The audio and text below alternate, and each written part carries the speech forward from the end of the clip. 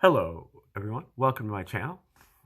This is an educational channel where we focus on different theories of everything, cosmologies, all-encompassing theories, as well as things that would help you in the big picture, but you may not know about them because they're rather obscure and possibly esoteric. And today is the 329th video that we've done on the reciprocal system of theory from Mr. Dewey B. Larson. And Mr. Larson came up with this reciprocal system of theory, meaning that it is a system. So if you understand the system, you can plug it into any subject. And so if there is a particular subject that you're interested in delving into, you can figure out the system and then kind of figure out how it works, and then you can deduce a way to apply it to your chosen field. It's not easy, but if you can really grasp the system, then your intuition will probably lead you to the right approach. Now, the idea behind Larson's system is that we live in a universe not made out of matter, and the universe is also not made out of energy, but the universe is made out of motion. And other people in the past have come up with that concept, a universe of motion. But Larson distinguished himself by defining motion as the relationship between space and time. And so if we talk about the most basic kind of motion that we can think of, speed, the car is moving 15 miles per hour. That's 15 miles of space in 1 hour of time.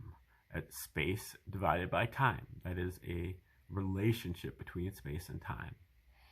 It sets up a generalized reciprocal relationship between space and time.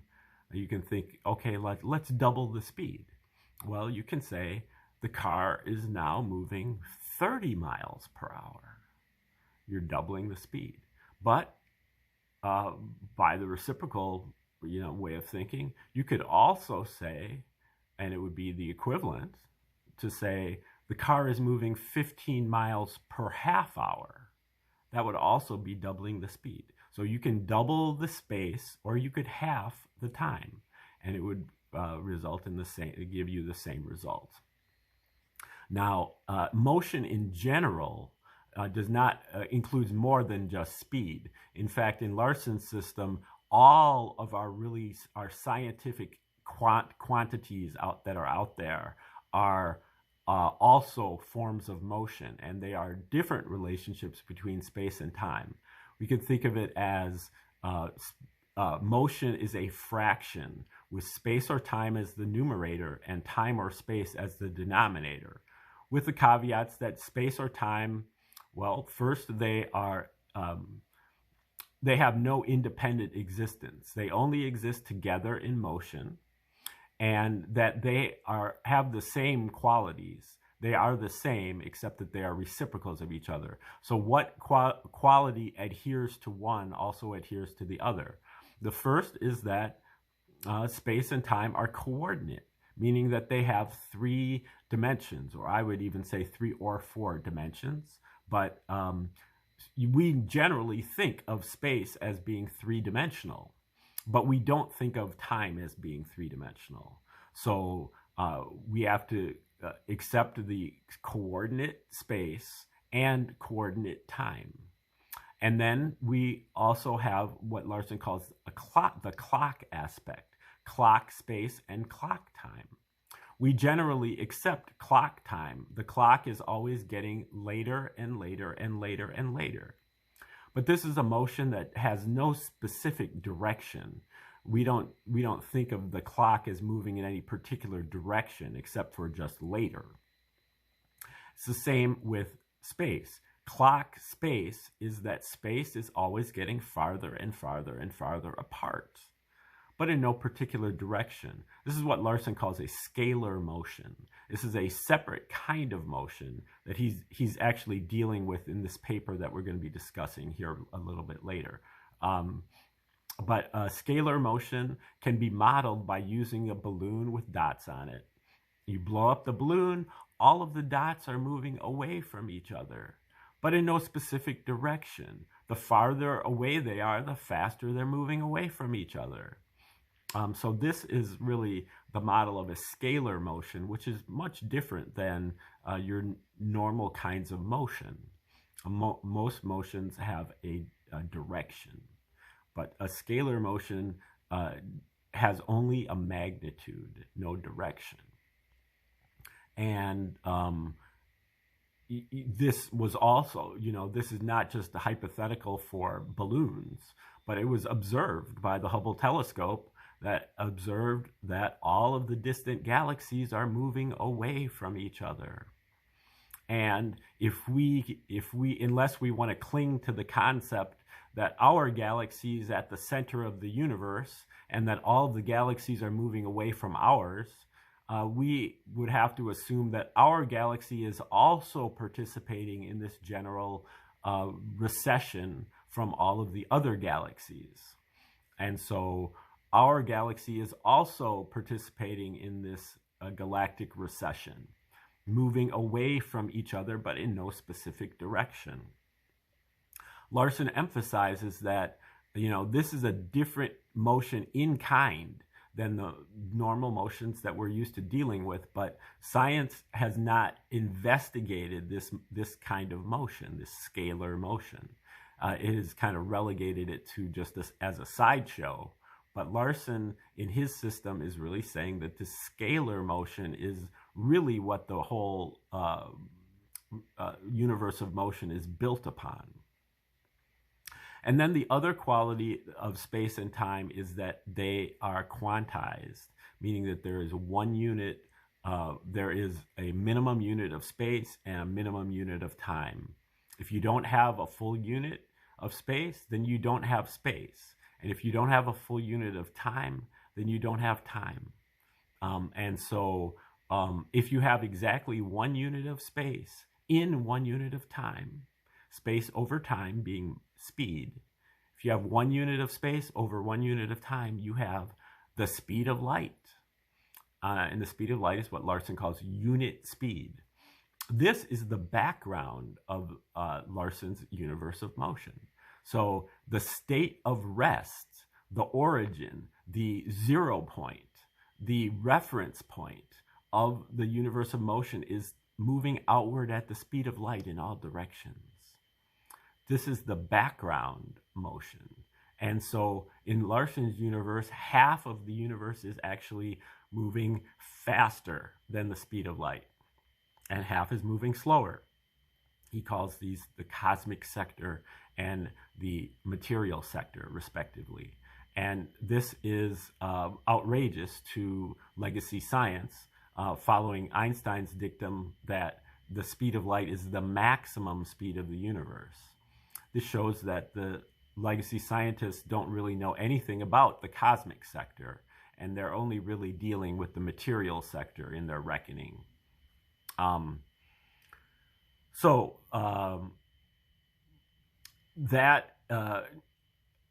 then the speed of light basically creates a boundary between these two sectors. When you cross the boundary, you recognize that the cosmic sector is identical to the material sector, except that it is the reciprocal.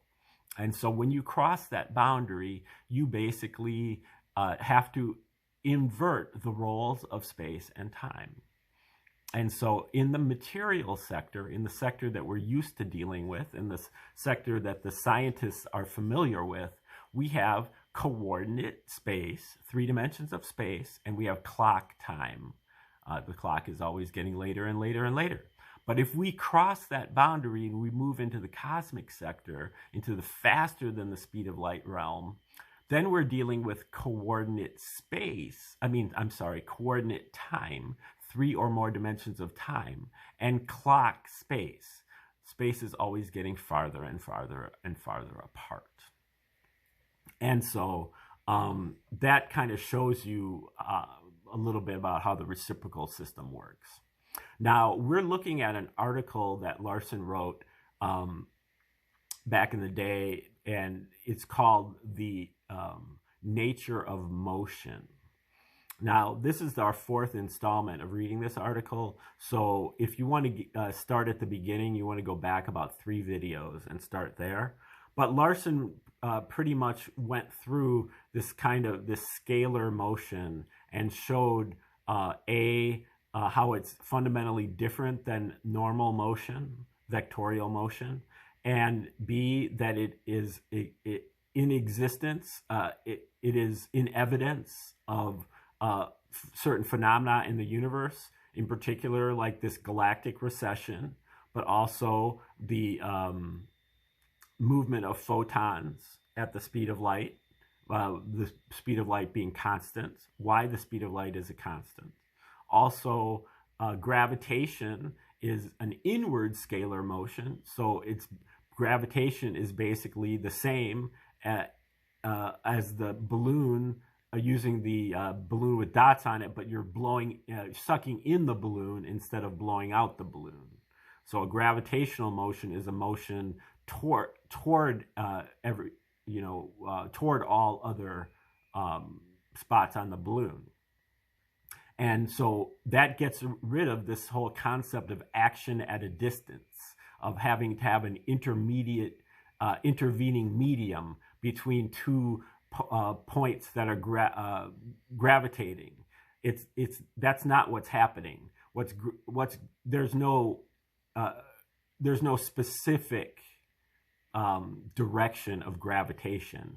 You're just moving in toward all other objects, all other locations, but you can choose a reference point. When you choose that reference point, then it appears as if the attraction is just occurring between 2 points, but it's actually not so much the attraction between 2 points. It's actually the contraction of space itself. Space itself is contracting in gravitation, and so all points are moving toward all other points. But we generally just recognize one as a reference point, and then point out how it's attracting another point. Okay, now let's take over here for the 4th installment of this paper. The same property of scalar motion also accounts for the fact that we are able to observe the gravitational motion of a mass only in the direction of other masses, although the motion actually takes place in all directions. That's kind of what I was just trying to explain. Before we can arrive at a complete explanation of this situation, however, it will be necessary to give some consideration to the question as to the existence of an absolute system of reference. The prevailing scientific opinion concurs with Einstein's assertion that there is no absolute reference system, although there is some uneasiness about the rotational situation and about the significant role that the system based on the average positions of the fixed stars seems to play in physical activity.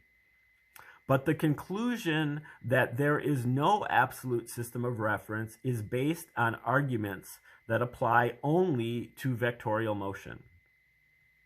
What we now want to know is whether an absolute system of reference can be defined for scalar motion. An absolute system of reference is one in which an object that is, in fact, motionless is represented in its true condition as stationary.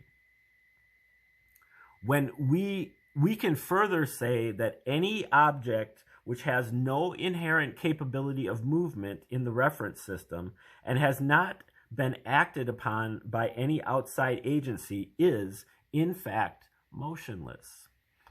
It has not been possible thus far to find any objects that qualify as motionless from the vectorial standpoint. But at least 3 classes of objects can be identified on the basis of the foregoing criterion as having no scalar motion. These are 1, photons of radiation, 2, neutrinos or other massless particles, and 3, galaxies at extreme distances where the effect of gravitation is negligible. Of course, there is always the possibility that our observations may not be giving us the complete picture, and that one or more of these classes of objects is subject to some unrecognized type of scalar motion. However, this possibility is ruled out by the fact that all 3 classes of objects follow exactly the same pattern. All of the objects identified as motionless from the scalar standpoint move outward at the speed of light, relative to the conventional system of reference. Since these objects are necessarily stationary in the absolute system of reference, it follows that this absolute system of reference for scalar motion is moving outward at the speed of light relative to the conventional reference system. The reference system that represents a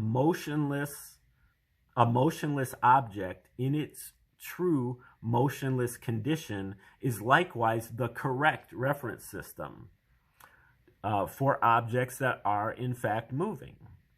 Thus, the absolute system of reference that has been defined is the natural reference system for scalar motion, the one to which the physical universe actually conforms.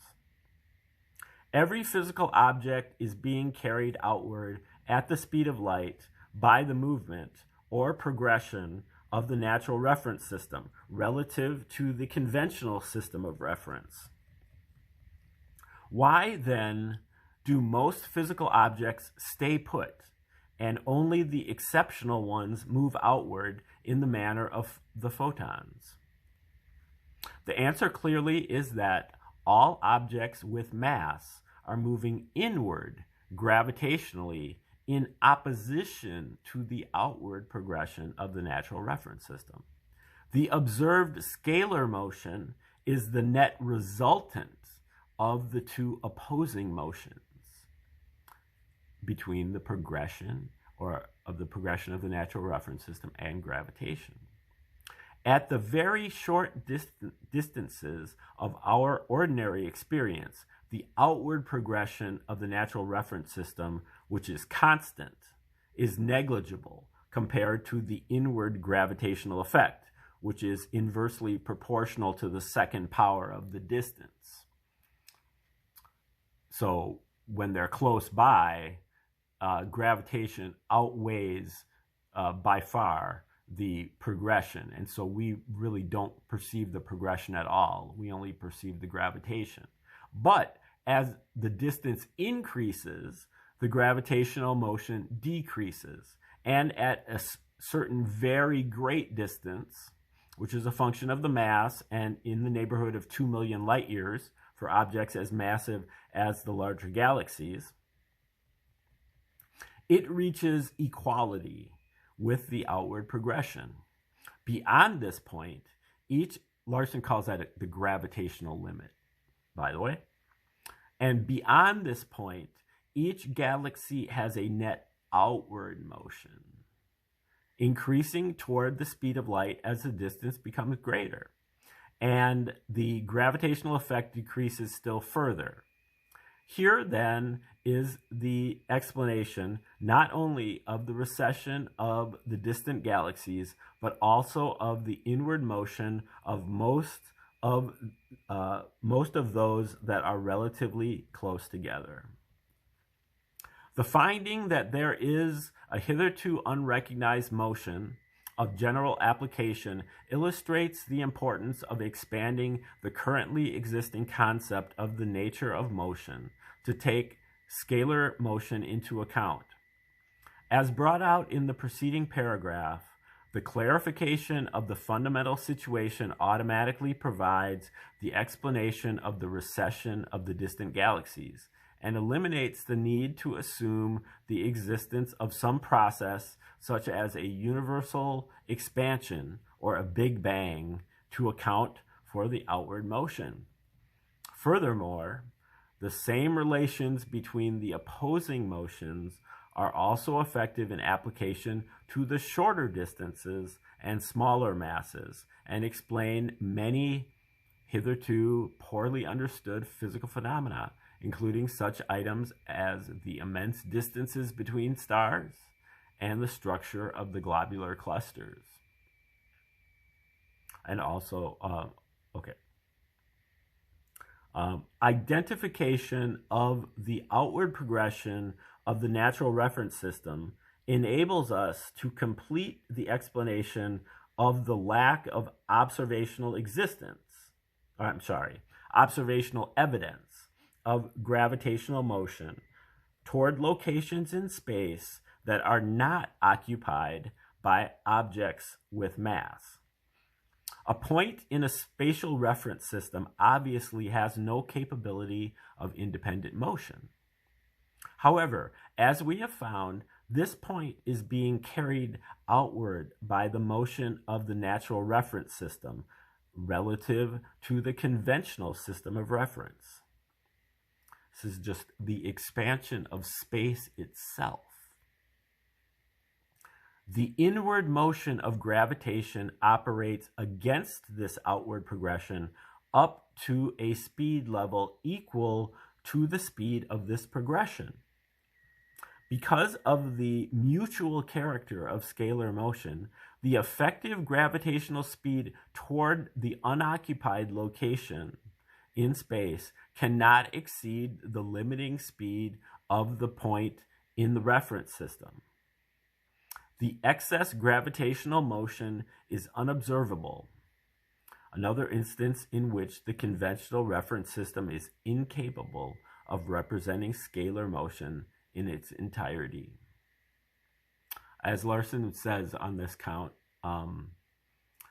a one-dimensional scalar motion, it requires three dimensions of space to describe it.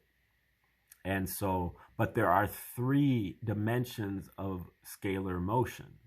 So there are really two dimensions of scalar motion that are outside the capabilities of the reference system. Because the reference system is three-dimensional vectorially in space.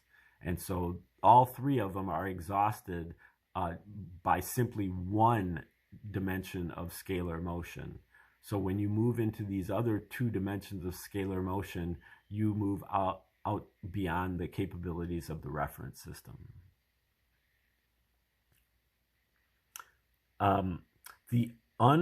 The excess gravitational motion is unobservable in another instance in which the conventional reference system is incapable of representing scalar motion in its entirety.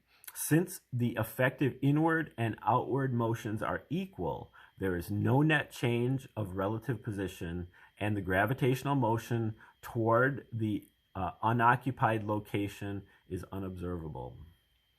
The mutual gravitational motion of two masses is not subject to any limitation, and the full net speed of both participants is effective in changing their observable positions in the reference system. Here we have the answer to the frequently asked question, how does mass A know that it must change the direction of its gravitational force when mass B moves from location X to location Y? The answer is that mass A is moving gravitationally in all directions at all times, whether or not other masses are present. Its motion toward mass B, and therefore also toward location X, unoccupied momentarily by mass B, is observable, whereas its motion toward unoccupied location Y is unobservable. If mass B moves to location y, the previously observable motion of mass A in the direction AX becomes unobservable, while the previously unobservable motion in the direction AY becomes observable. This is not a unique situation. It is typical of the results of the unidirectional representation of multidirectional scalar motion in the conventional spatial reference systems. The same kind of a pattern can be seen, for instance, in the galactic recession. Galaxy X is moving outward in all directions. When it is viewed from galaxy A, the motion in the direction AX is observable, while that in the direction BX is unobservable. But if the observer moves to galaxy B, the previously observable motion in the direction AX becomes unobservable, whereas the previously unobservable motion in the direction BX becomes observable. Returning to the question to which this discussion is addressed, are there motions that are not included within the physicist's definition of this term? The answer is definitely yes. The accepted definition requires motion to be vectorial, that is, to have both magnitude and direction, whereas in fact the basic motions of the universe are scalar. They have magnitude only. The directions in the context of the conventional reference systems that are attributed to those that are actually recognized as motions are properties of the coupling of the scalar motion to the reference system, not properties of the motions themselves. As would be expected, where a basic concept is modified, recognition of the existence of scalar motion has some far-reaching consequences. Some of these have been identified in the foregoing pages. However, the discussion has been limited to the immediate and direct results of the revision of the motion concept, in order to make it unnecessary to introduce anything from theoretical sources. Since the existence of scalar motion is an observed fact, these immediate consequences of that existence are likewise purely factual. All right, that is the end of that article, The Nature of Motion. Okay, so the last three that we've done have been the physical nature of space, the nature of time, and the nature of motion. So that kind of gives you the nuts and bolts of the reciprocal system, because the universe is made out of motion, and motion is the relationship between space and time. And then in these last 10 videos or so, he has defined the nature of these three primary categories of things. And they're really all three like a trinity. Larson uses the analogy of a box. If you have a box, the box being motion, you have automatically, by having the box, you have an inside of the box and you have an outside of the box. One of them is space and one of them is time. So, but you have one and it comes as a package deal. You automatically have the other two. So if you have motion, you have space and time. And that's the other fundamental paradigm shift that's required to kind of access the reciprocal system, is that space and time are not the container of the universe. Ever since the ancient Greeks, or even before them, we have thought of space and time as being kind of like the setting, where the stage upon which the actors go through their paces. The actors of the universe go through their paces on a stage or a setting of space and time. But in Larson's system, space and time are the contents, not the container, but the contents of the universe. The universe is made out of space and time. And so the actors are actually made out of space and time. And so that is a paradigm shift that you have to be able to grok before kind of accessing the reciprocal system. And the other is that, you have to be able to envision motion without anything moving. Motion comes before the thing that's moving. And then, in fact, the thing that's moving, again, is motion itself. All of these different quantities like matter, energy, acceleration, speed, force, pressure, electric charge, magnetic flux, permeability, viscosity, fluidity, these are all forms of motion, and they're all expressible with time-space coordinates. Motion is time to the third power over space to the third power. Energy is time over space. Pressure is time over space to the fourth power. And this is a very, very useful way to use your units, because it's way less cumbersome than the MKS system, which uses 3 different variables, but the reciprocal system just uses 2. And so you can check your equations to see if they're balanced out by just checking their time-space coordinates. For example, E equals mc squared.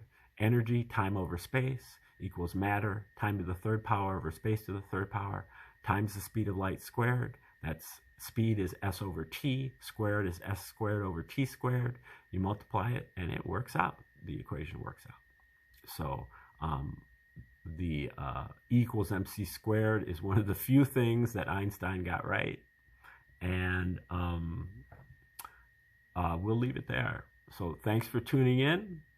And we'll be back with a different contribution from Larson tomorrow and our next discussion of the reciprocal system of theory. Thanks for